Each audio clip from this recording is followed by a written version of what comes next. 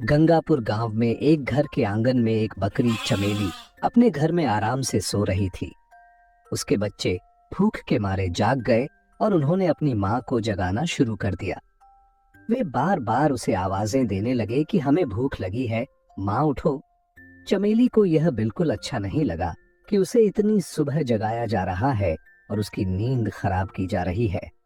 उसने उन्हें सोने देने की जिद की, लेकिन बच्चे जिद पर उतर आए क्योंकि उन्होंने पिछली रात भी कुछ नहीं खाया था। चमेली को अनचाहे ही उठना पड़ा। वह बड़बड़ाती हुई कहने लगी कि ये बच्चे उसे चैन से सोने भी नहीं देते। जब उसने बच्चों से पूछा कि कल लाया हुआ खाना कहाँ गया, तो बच्चों ने जवाब दिया कि वे खा चुके हैं। यह सुनकर चमेली को गुस्सा आया और कहने लगी कि तुम्हारे पेट तो जैसे कुएं हैं, जितना लाती हूँ सब खा जाते हो। आखिरकार चमेली मजबूर होकर खेत में खाने की तलाश में निकल पड़ी। वह सोचती जा रही थी कि इन बच्चों ने तो नाक में दम कर रखा है, इन्हें क्या पता कि खाना लाने में कितनी मेहनत लगती है। चमेली एक कामचोर और सुस्त बकरी थी। उसे दिन भर सिर्फ सोना पसंद था। पिछली बार जैसे तैसे जंगल से खाना मिल गया था, लेकिन अब वहां के जानवर उसे कुछ देने को तैयार नहीं थे। वह सोचने लगी कि अब खाना कहां से लाए। इतने में उसे दूर एक बड़ा सा बाग नजर आया जिसमें बहुत सारे फलों के पेड़ थे। वह खुश हो गई और सोचने लगी कि चलो यहीं से कुछ फल ले लेती हूँ। जैसे ही वह फल तोड़ने के लिए आगे बढ़ी, एक बैल ने उसे रोक लिया। बैल ने उसे बताया कि ये फल खैरात में नहीं मिलते और अगर फल चाहिए तो कीमत देनी पड़ेगी। चमेली के पास पैसे नहीं थे। उसने बैल से रहम की अपील की और अपनी हालत बताई। बैल को उस पर तरस आया और उसने शर्त रखी कि अगर चमेली रोज बाग में पानी दे और रखवाली करे तो वह उसे रोज खाना दे सकता है। मगर चमेली ने काम करने से इनकार कर दिया और वहां से चली गई। आगे जाकर उसके पैर चलते चलते दुखने लगे। वह थक चुकी थी और कहने लगी कि थोड़े से खाने के लिए कितना चलना पड़ता है।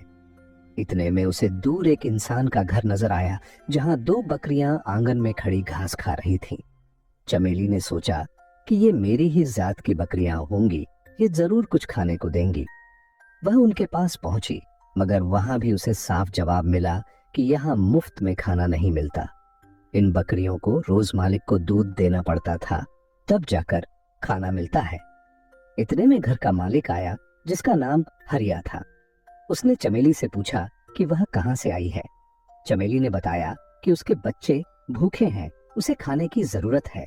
हरिया ने भी शर्त रखी कि अगर वह दूध दे तो रोज अच्छा खाना देगा, मगर चमेली ने इनकार कर दिया और वहां से भी चलती बनी।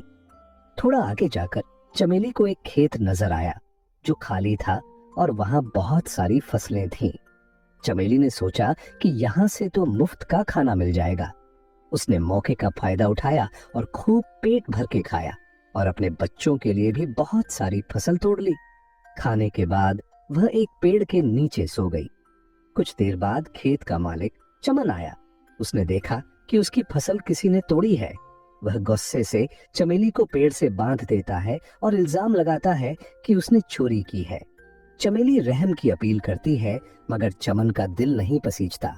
वह घर के अंदर चला जाता है और चमेली 3 दिन तक भूखी प्यासी बंधी रहती है।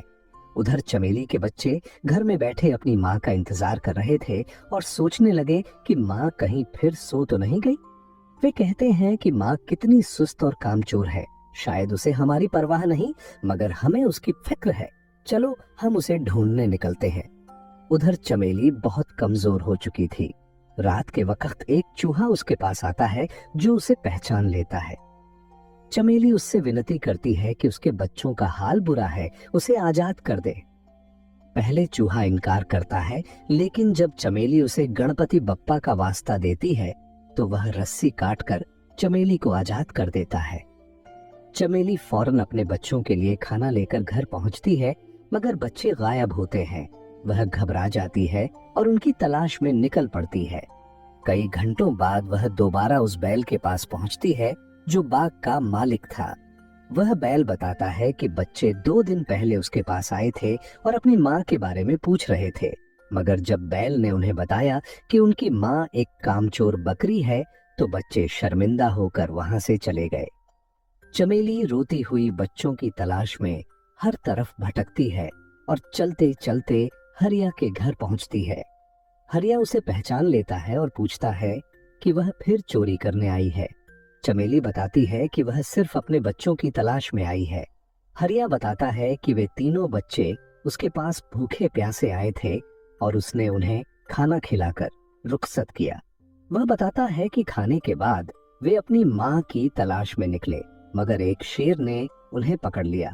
यह सुनकर चमेली के होश उड़ जाते हैं और वह फूट फूट कर रोने लगती है। उसे एहसास होता है कि बच्चों की मौत की जिम्मेदार वह खुद है, क्योंकि उसने काम न किया, सिर्फ आराम को तरजीह दी। अगर वह उस दिन बैल की बात मानकर काम कर लेती या हरिया की शर्त मान लेती तो उसके बच्चे आज जिंदा होते।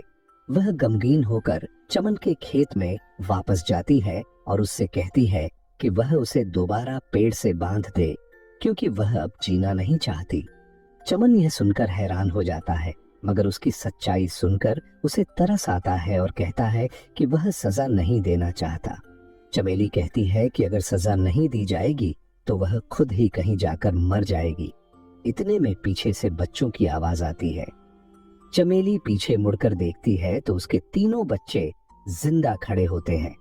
वह खुशी से बेहाल हो जाती है और उन्हें गले लगा लेती है।